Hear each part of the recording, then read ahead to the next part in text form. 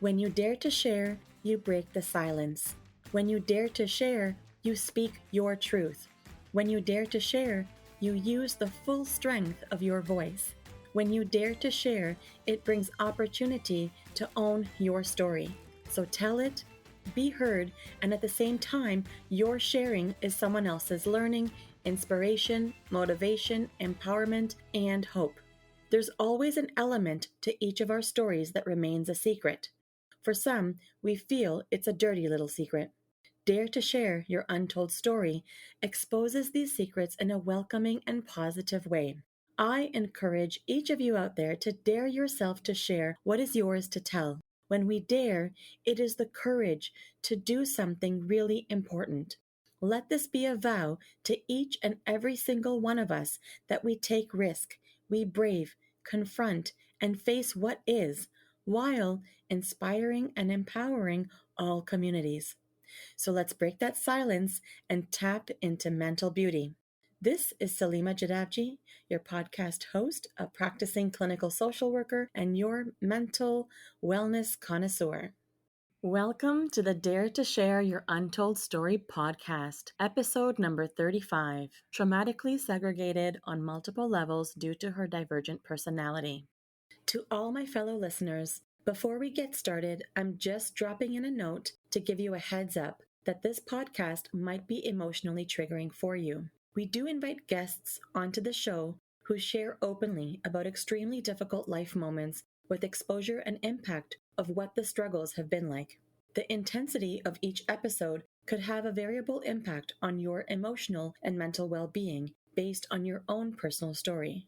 If at any point the topic becomes uncomfortable or upsetting to you in any way, please do not pressure yourself to listen. Instead, be kind to yourself, do some self-care, and perhaps give another episode a try.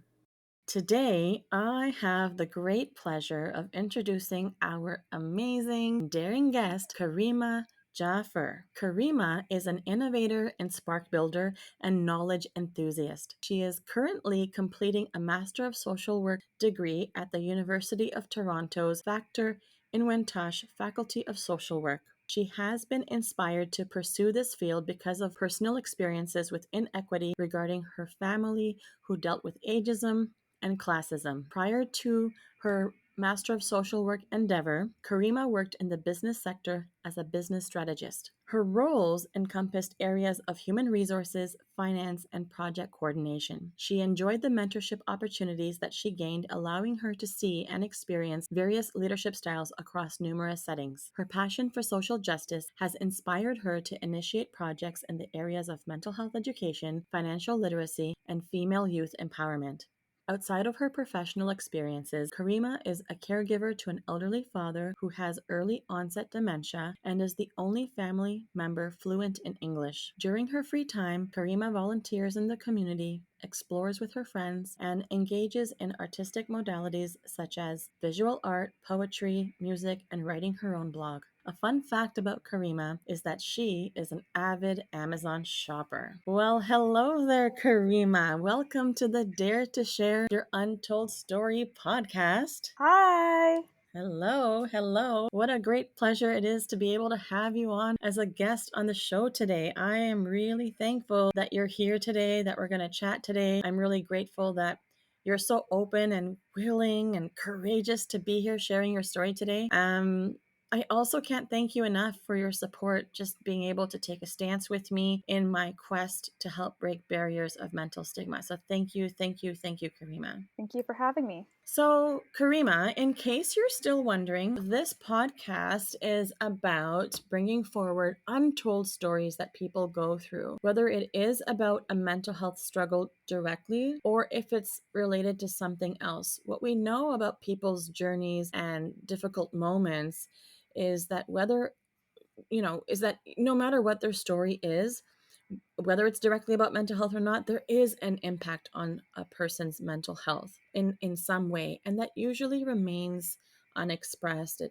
It stays tucked away. So the platform that I have created here is a way to break those barriers of mental stigma that primarily have been conditioned in our society. So I'm really hoping that conversations like today's conversation. I really, really hope it's going to continue to encourage people and inspire people and empower people to tap in and dare themselves to share and tell what, people don't really always want to unveil. So I'm also bringing forward a trend, and it's called the mental beauty rethink. Karima, what comes to mind for you when you hear mental beauty? Ooh, I think of mental beauty products. What's that? Tell me about mental beauty products.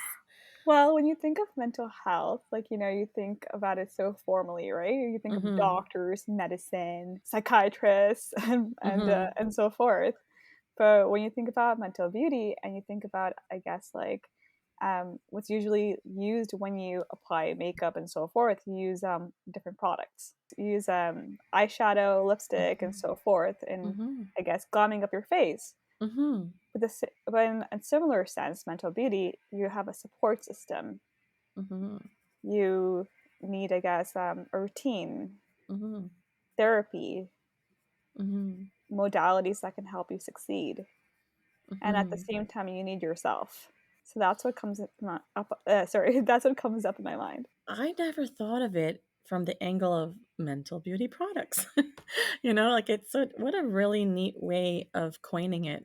But you're right. But you make a good point, and I think further to that, it's physical health, sometimes ailments, it's things that we can see. Mental health, they're not necessarily ailments that we can see all the time, and there's definitely different things that we can use, products that we can use to anchor that part of our well-being. So I really enjoyed hearing about how you came to this term of mental beauty products. I like it. Lady Karima, are you all set for our daring questions? I'm so ready. Okay, give us the newspaper headline of how you would title your untold story. What would it say? It would be in bright flashing lights. Life Flashing spin. lights. Yeah. Okay. That's how you know it's real. Okay, all right. Life spin. Service provider to user. Life spend, service provider to user? Yeah. Tell me more about this headline. So currently I'm studying my Master's of Social Work at the University of Toronto. Mm-hmm. And I've held numerous practicum positions, Mm-hmm. such as at Sunnybrook Hospital in the Reactive Care Center and Mm-hmm. COVID ICU unit, as well as Michael Garron Hospital's Transitional Youth Program. So Okay. a lot of service providing right over there, Mm-hmm. especially in the areas of mental health. Mm-hmm. And, you know, now I'm in the other end of things. Mm-hmm. So instead of being the provider, I'm the user. So you are now using the services. Hmm. I guess this is really a nice way to uncover your untold story. So tell me what it's all about. So it began all when I was when I was a little girl. Mm-hmm. I was always known as a sensitive kid. What I mean by that is I experienced immense bullying in both my cultural community as well as my educational community, Mm-hmm. based on not just like my physical appearance, but also the way I thought. And that would really impact me whenever I would experience these overwhelming emotions I have, and it would lead to, I guess, how I view myself in terms of self-esteem. And Mm-hmm. eventually it followed me all the way until my adulthood, which is when I first got diagnosed. And when you think diagnoses, you go, doctors know what they're doing. Mm-hmm. Mm-hmm. But this one clearly did not. When expanding on this, I remember I was 22 years old and I was completing my undergrad at Ryerson. Okay. And I had a lot of life changes. I lost my best friend, I lost a community, and I was going through a lot of traumatic instances. And then all of a sudden, I started feeling like immense high emotions and immense low emotions. And then all out of nowhere, like I started believing that I had magical powers and I could like read people's minds and such. Mm-hmm. That was gifted to me by my spiritual leader. And so what happened then? Like, uh, when you started to experience these highs and lows, did it lead you? I think I heard you mention that you did seek medical attention, but it wasn't a good experience. Can you say more? Is this the time that you went to see your doctor? Yeah, I was a doctor on campus. Mm-hmm. like the stigma there is, like, I mean, especially when it comes to boundaries, my parents and I shared the same family doctor, so I didn't feel comfortable in going to her, so I saw a GP on campus. Okay. When I expressed, what I was feeling, and with the limited questions he was asking me, because, psychiatrists have this long intake process, which they have, which GPs unfortunately don't. Mm-hmm. He took out two scales and asked me to rate them out of 10. One was for depression and one was for anxiety. And so, what happened with the results? Like, what did the doctor say? He diagnosed me for major depressive disorder and generalized anxiety disorder. And are you, from what I'm alluding from what you shared before, are you saying that, were you referencing that this was a misdiagnosis? Yeah, definitely it was. How did you come to know about it? What happened next? So, because of this diagnosis, the doctor prescribed me sertraline, which is an SSRI. Yep. It's basically known as a happy drug. And for 6 years, I took that happy drug, and then my brain could not take it anymore, which led me in going into a psychotic manic episode. And how long ago was that?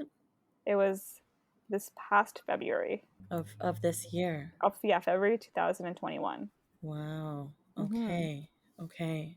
And so, can you describe this episode? Yeah, I can.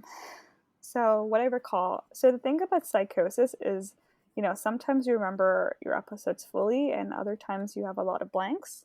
Mm-hmm. I had many blanks. Okay. What I recall is that I started becoming very confident.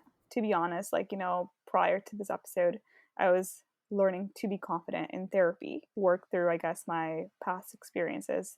However, like, suddenly I started becoming more confident and more artistic. Now, is this the time when you felt you had the magical powers that you referred to, or was that earlier? This is the second time, so in February. Okay.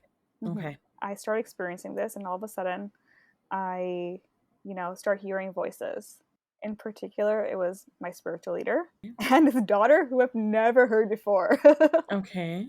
Like, I've never heard her voice, which was super weird. Mm-hmm. Out of nowhere, I started believing that I was the next spiritual leader of my community, and I started having random, you know, theories in my mind, like such as, like, there are 13 special women out there who will lead the community, or like, my mother was a devil.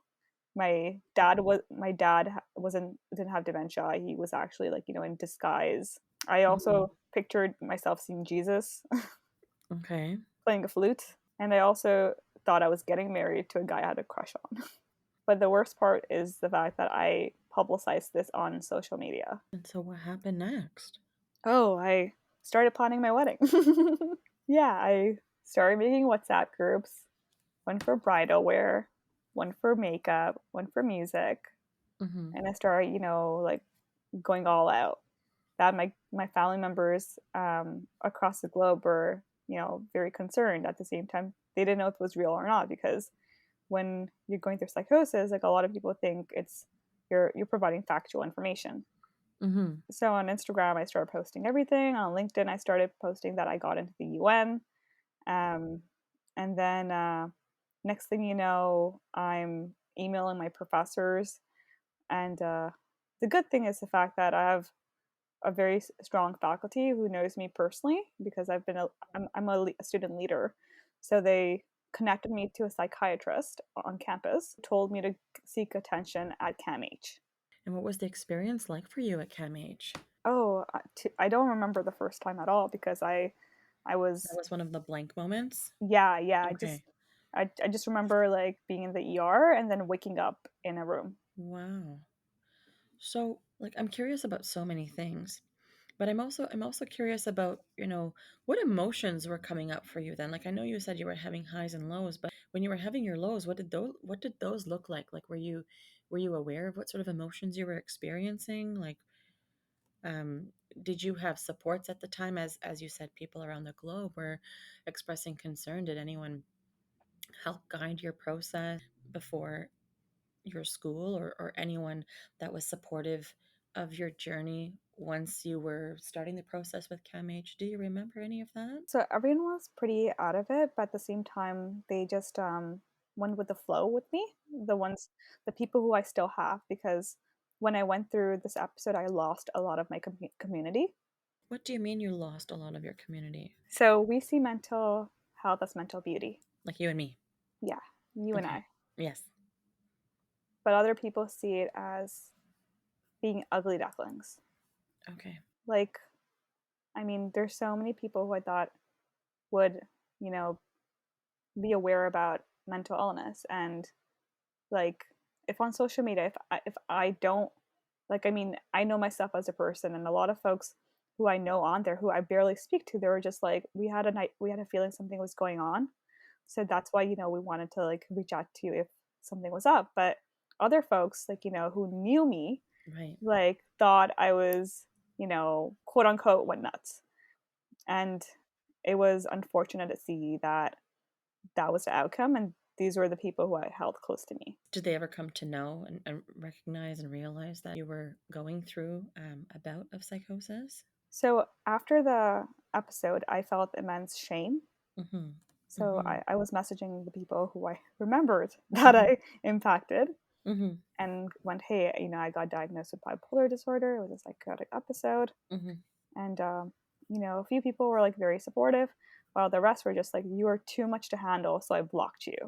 One was also like, don't speak to me again because um, you're crazy. So that led me in, you know, logging out of Instagram for 5 months because I'm like, I can't do this anymore. It sounds like it was a really isolating experience. It really was like I had like a few like I had really good friends around me, to be honest, but Mm-hmm. um after the thing is, when I came out of psychosis, the doctors were so eager in letting me go home Mm-hmm.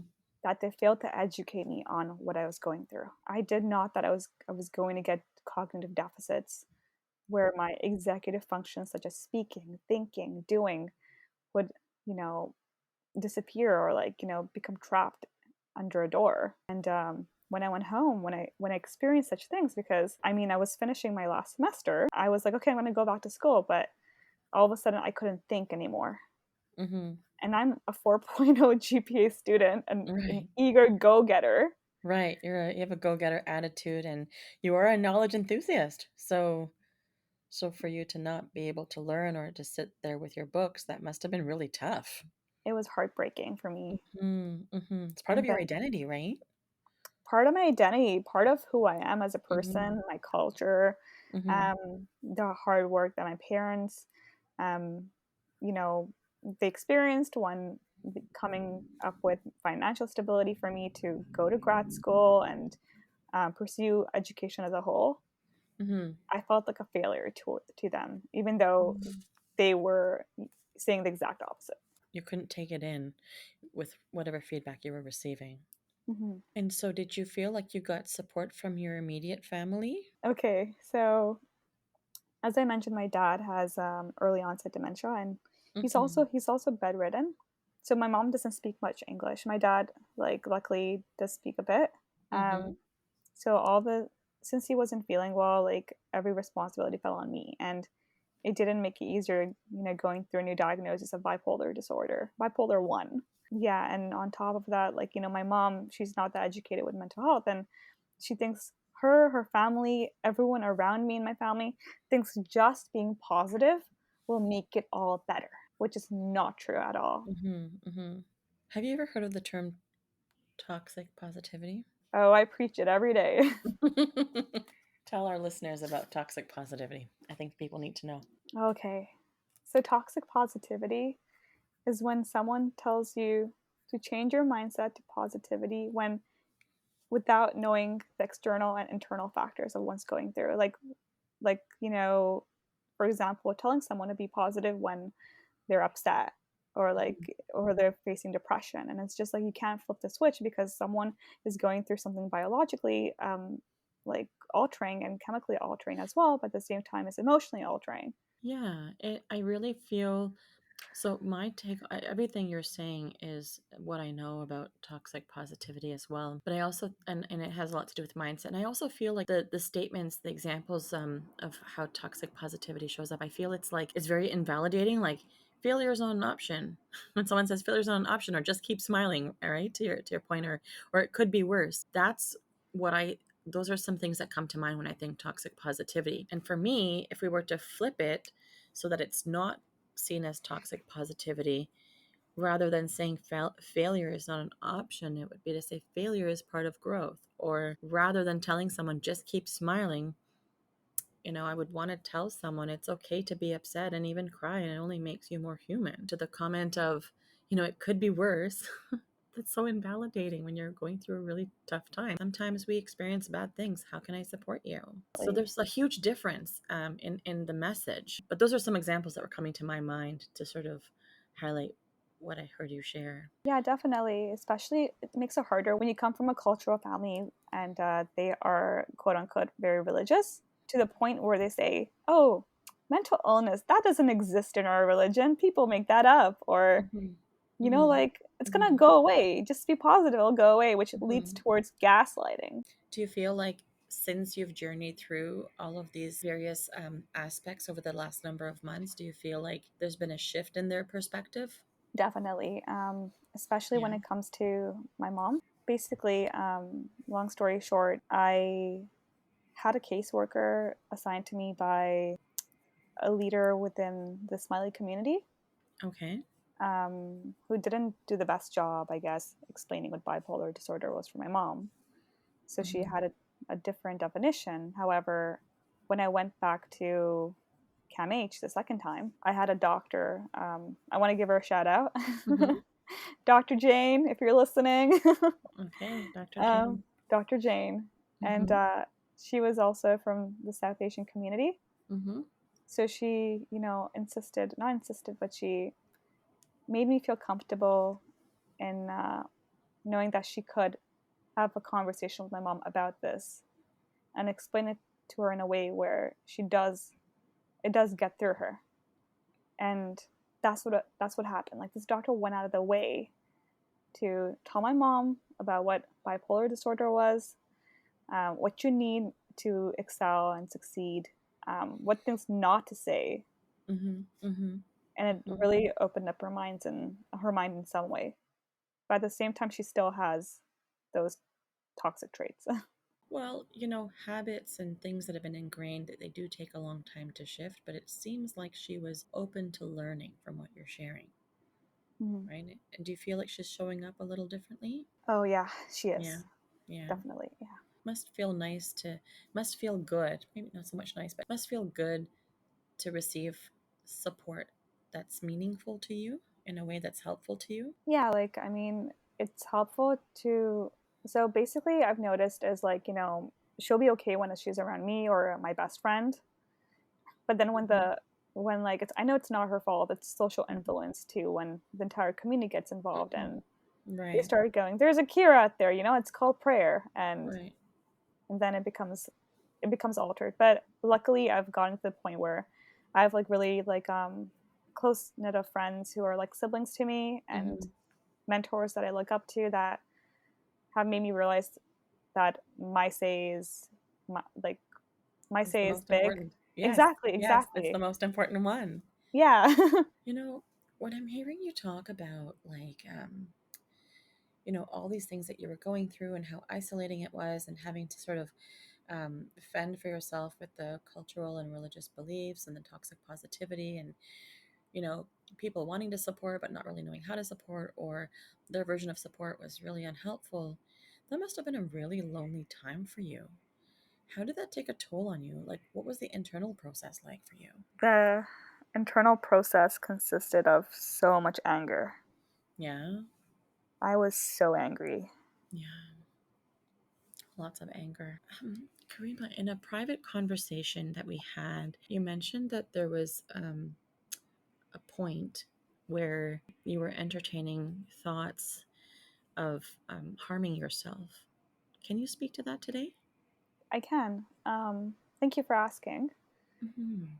So, The thoughts began as soon as I came out of the hospital in February. Mm-hmm. And I started noticing the cognitive impairments. So what sort of thoughts were you having, if it's okay to ask? You're a failure. You do Mm-hmm. not deserve to live. So put downs. Yeah, a lot of put Yeah. downs, Oh, and the inner critic, she seemed loud. definitely she seemed very loud. Okay. The inner critic and the coach critic, like, get your shit together, you know, like, Yeah. but you Right. can't get your shit together if you're going to chronic depression. Yeah. Right. It's like asking someone, to tie their shoelaces with two fingers Mm-hmm. from the same hand while your other hand is, you know, handcuffed to a bar, right? Like you're asking someone to do something that's just not feasible. So tell me more about these thoughts. Like, did you ever have thoughts to want to harm yourself, or were these just thoughts of your, like, more passive thoughts telling you like you don't deserve to live, you shouldn't be here? Like, was it like a thought that, I guess what I'm asking is, was it like a critic telling you, like your inner critic telling you, like you're not worthy and you don't deserve to live, or did you actually feel and believe it yourself? I believed it and I lived it. Hmm. I had 5 suicide attempts. 5 suicide attempts. Mm-hmm. And one Wow. five yeah 5 suicide attempts with Wow. plans, yeah, which Mhm. I tried succeeding in. A few self-harm moments. I really can't imagine what that would have been like, what sort of pain you were going through to get to that place of feeling that you had to give up like that. What's coming up for you right now as we talk about this? It makes me like think, it's like, wow, like, when I think about myself as a service user and someone going through a vulnerable population, it's like, wow, like, I went through that. Like, it's like I would I would tell my clients to speak so compassionately to themselves. Not tell them to encourage them to. Mm-hmm. Mm-hmm. And then during that time, it's like I could not be compassionate at all. But somehow you're here. You didn't, those attempts didn't succeed. You're here. So, Karima, what else happened on your in this journey and on this path of learning about your diagnosis and getting the more accurate diagnosis? What else is in your story that we haven't unpacked today or uncovered? For sure. So this past month, I went to CAMH 4 times, 2 hospitalizations, and the other 2 times was going to the ER and the clinic. So when I was in deep depression, going back to the cognitive deficits, I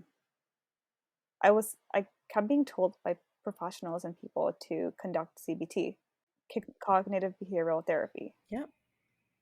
And being a professional myself, I'm just like, yeah, I don't need that shit right now. Mm-hmm.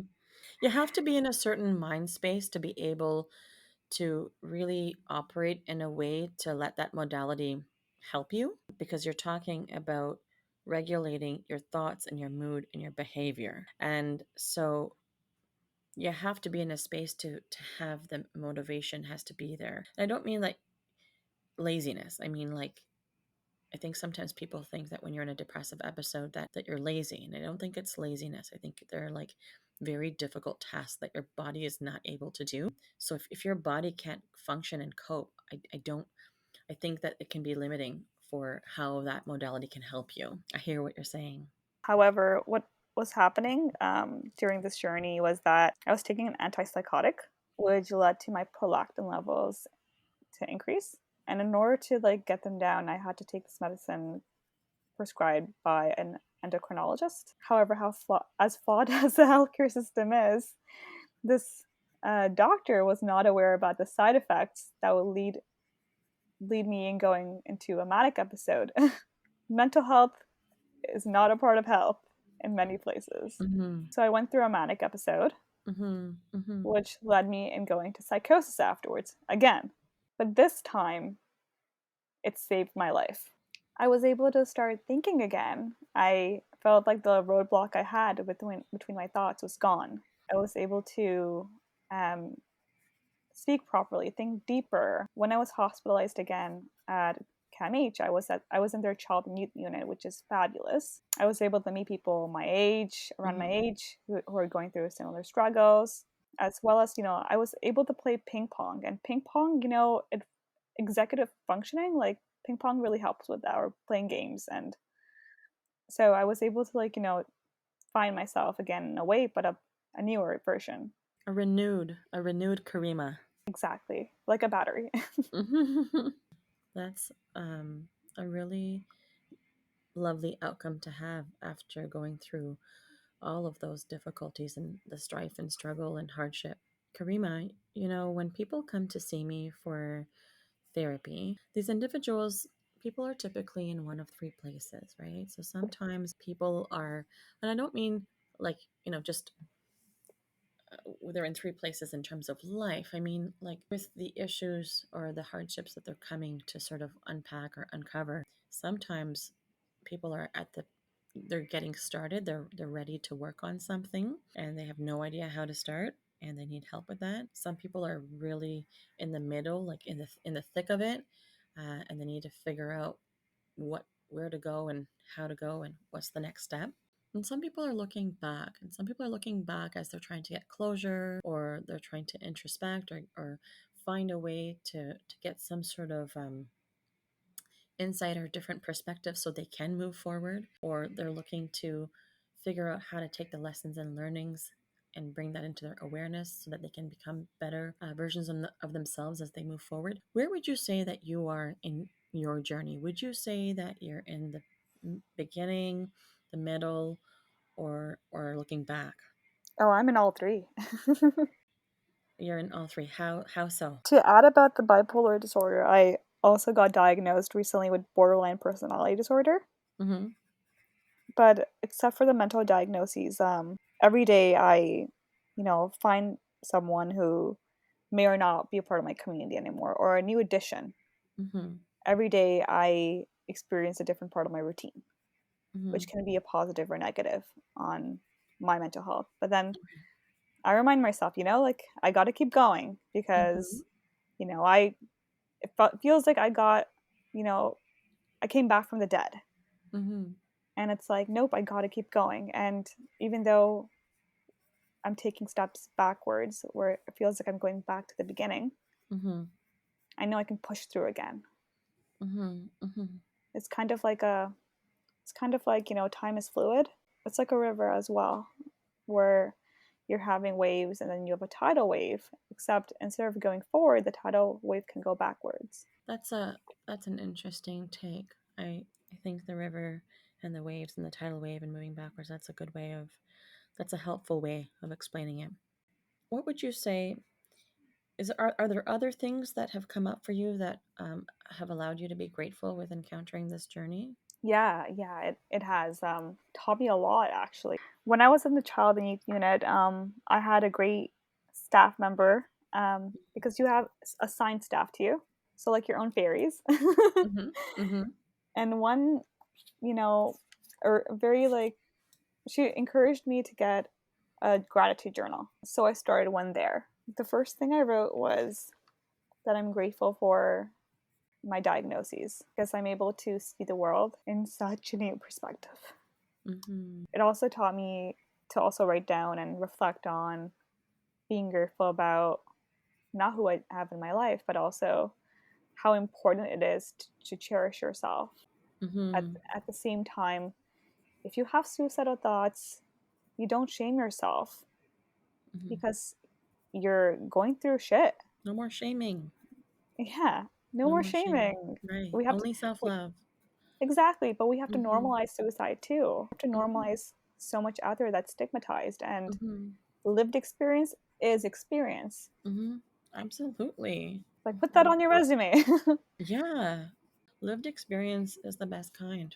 You are the experience. You've lived it. You know for certain what it's about from all angles. So I want to ask, I usually like to ask and inquire from people, and I think you've already started to share this, but I have a few more curiosities along this line. I usually like to ask people about how their untold story has affected, the overall mental health for someone. And so for you, I think my curiosity is, I guess, in terms of the suicidality, like I know you had these 5 attempts that you talked about, right? And you really were making attempts to succeed. Like, I guess I'm curious about what helped you to not go through with it, or what helped to save you. So some reasons were that I'll not succeed in the life for the life I want. Mm-hmm. Like losing my executive functioning, it impacted me so much that no one was understanding what I was going through. Mm-hmm. Another reason was that I lost a lot of people in my community, and Mm-hmm. that I had become this blob. The third reason was that no one was understanding what I was going through, and they were undermining my experiences. Mm-hmm. And what did that feel like for you? I felt I felt defeated, especially because when you have your executive functioning, and when you're a social work student, you're an advocate, you're someone who's just into so much social justice work, that when you're in that zone, you're able to advocate for yourself and others. But Mm-hmm. when you feel like a blob or a vegetable, and like in my opinion, like you lose that function too, because the words you need aren't there, and the people who you need to advocate for you are not advocating for you at all. They think they can make the best decisions for you when you're the one who knows yourself best. Do you feel like sometimes people were making decisions for you based on their own worries and anxieties, so it make them feel better, but maybe not necessarily so good for you? Oh, 100%. Yeah. 100%. Do you have an example of that? Yeah. I can tell you.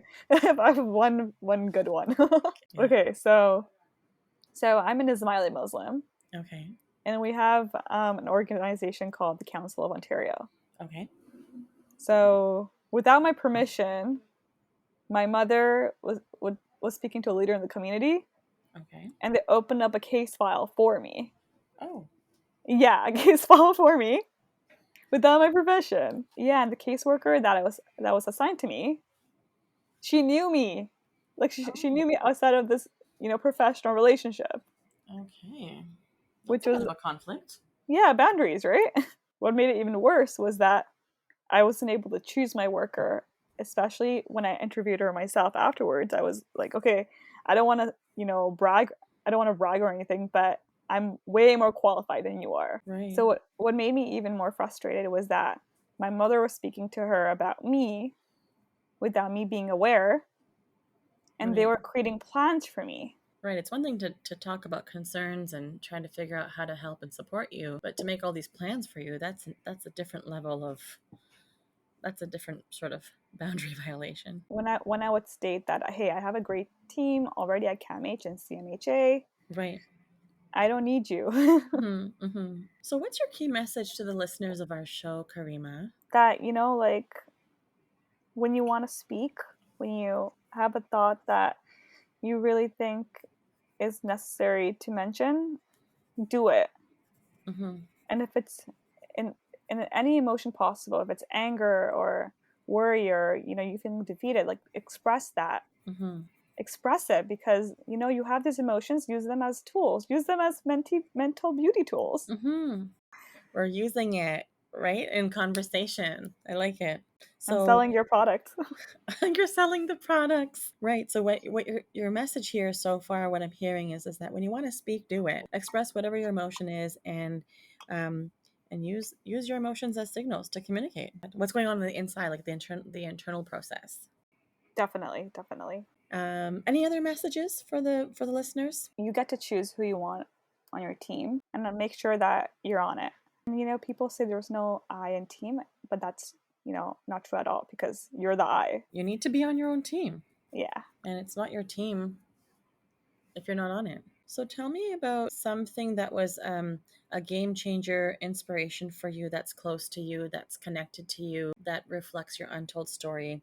Is there like a quote, a book, a mantra, an event, a person, a place, something that really sort of resonates for you that you can share? Yeah, there's a quote. Mm-hmm. It's speed doesn't matter. Forward is forward. Speed doesn't matter, forward is forward. All right, and who is the lovely author of this quote? The quote was gifted to me by Farah Kimani. She's a soul sister. A soul sister. Okay. A Yeah. soul sister gifting you such a lovely, what a lovely phrase. Speed doesn't matter, forward is forward. It was so great that I got it tattooed on my skin. You did? I did. That's awesome. Okay. So, what's a cause or organization that you want to give a shout out to? Stella's Place. Stella's Place. What's your connection to Stella's Place? Oh, okay. So after I finished undergrad, Mm-hmm. the social worker I had at school connected me towards Stella's Place for Services. It was the first mental health community I was a part of as a young adult. Not just a young adult, like as a person ever. Mm-hmm. Mm-hmm. It introduced me to everything, and then I later became a youth board of director. Youth board of director? Yeah, Nice. Are you still a youth board of director? I am not.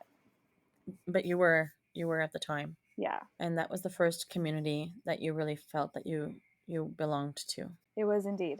Mm-hmm. That's a really nice thing to hear. So shout out to Stella's Place for sure. And if people want to connect with you, how can they? What are your handles? Okay, so the first one is my private account. It's at KHARISMAA underscore underscore underscore. Mm-hmm. The second one is at Art by Charisma. So whatever that was included in the first handle, including the 3 signs. Okay, we will have all of this on the show notes. So it's at Karishma with 3 underscores. Mm-hmm. Okay, and you're findable on what platforms?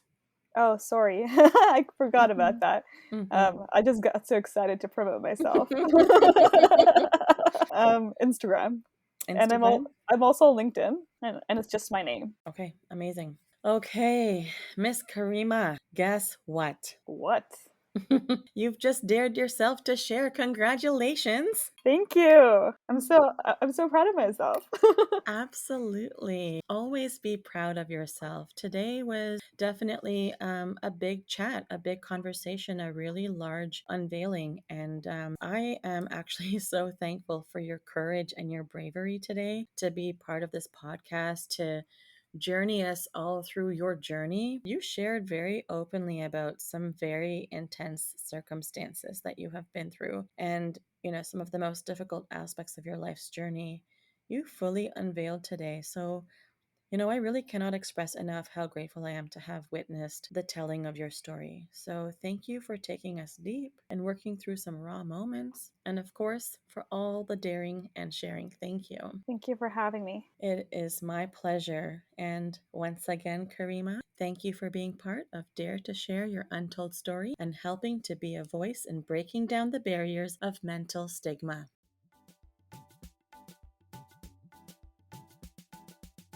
To all of our listeners, if you like what you've been hearing on this podcast and you want to be part of breaking down barriers of mental stigma, I invite you to go wherever you are listening to the episode and hit subscribe. Leave us a comment or a review of the episode and maybe how you relate to it.